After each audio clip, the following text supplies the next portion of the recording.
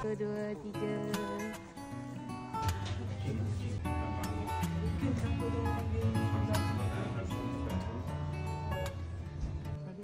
Okay.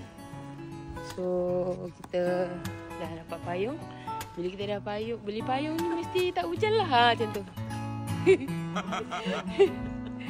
Okay, kita beli baju, payung. Ubat hujannya ialah beli payung. Ubatnya. Lagipun panas. Bagus lah. Kita beli payung sebab panas kita tak boleh. Kita biasa kan kita naik kereta kat Malaysia. So, it's okay. Harga satu payung ni 700 yen. 750 yen. So dalam 20 lebih lah satu payung. Kat Malaysia? 20 lebih lah duit Malaysia. Kalau kat Malaysia ni mungkin RM3, RM4, RM5. Dia sebenarnya lebih kurang. Kalau duit dia, bagi dia orang macam RM7.5. Tapi darab 3 duit kita. So mahal ke murah? Mesti dekat Jepun. Quite expensive lah, but experience ni. Kita suka jalan sebab tengok all the, tengok area dia tu. Basikal dengan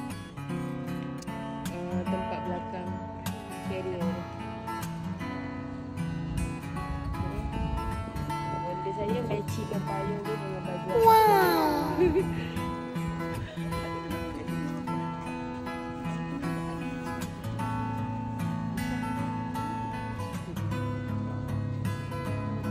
Okay, ni onigiri.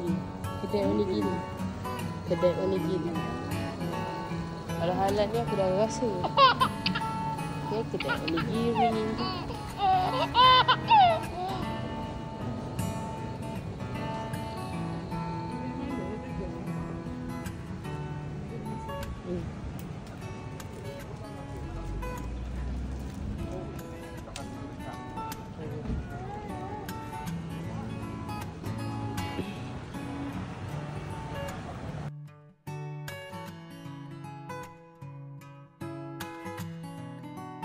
Okay, sesampai je kita dekat Arashiyama Station, kita akan jalan kaki ke around here. So this is Piano Museum. Dalam ni lah kita masuk. Semua orang punya jalan.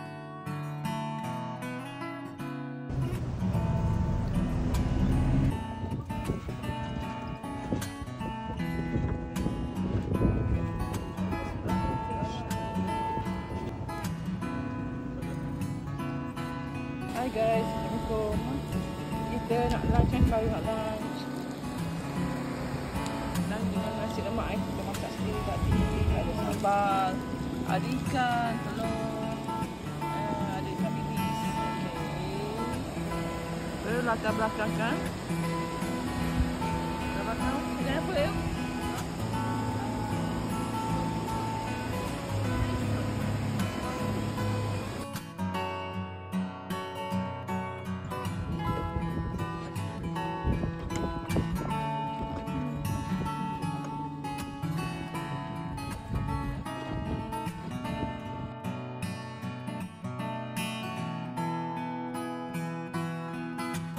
Baru dia.